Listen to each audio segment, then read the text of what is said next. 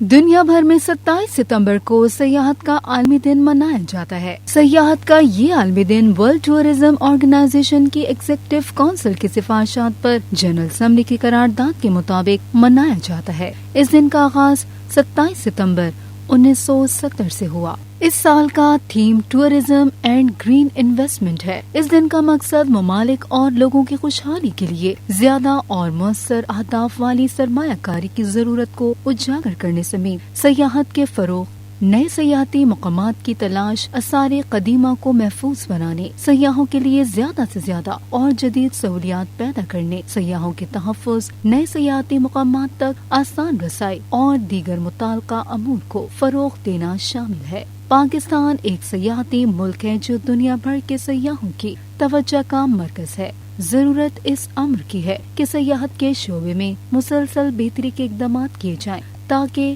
یہ ملک کی معاشی بہتری کا بھی ذریعہ بنے۔